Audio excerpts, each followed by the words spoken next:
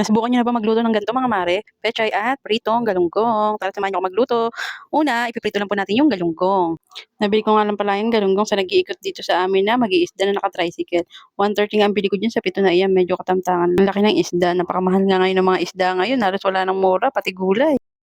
Bali pangalawan sana ko na pala itong aking pinipritong isda mga mare.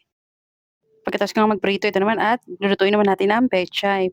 Pwede rin po siyang pa-steam na kung may steamer po kayo mga mare. Dahil nga 10 pesos lang ang tali ng pechay, ito na lang ang naisipan ko i-partner sa pritong galunggong. Pakukuluan lang po natin yan hanggang sa maluto na ang pechay. Kapag ganyan na ang pechay ay pwede lang patayin ng apoy at salain. Pwede namang itapon na lang yung tubig na galing sa kawali. Ang tagal ko na nga rin ginagawa yung gantong luto sa pechay. Pwede rin siya sa sitaw at kangkong.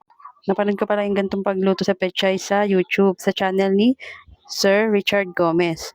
Dahil nga mahilig sa gulay ang aking asawa, yan na-trinay ko siyang lutuan ng ganyan at nagustuhan niya naman. Nag-request nga siyang subukan ko daw sa kangkong or sitaw. Pagkatapos ko nga itapon yung tubig, ito na nga at lalagay ko na sa plato. Bali nga maglalagay lang ako dyan ng oyster sauce,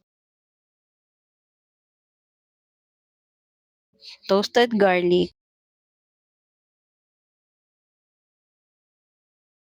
at sesame oil.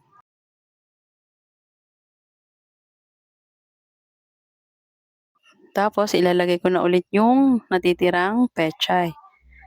Pagkalagay lahat ay ganun ulit ang gagawin ko. Lalagyan ko ulit ng oyster, toasted garlic, at sesame oil.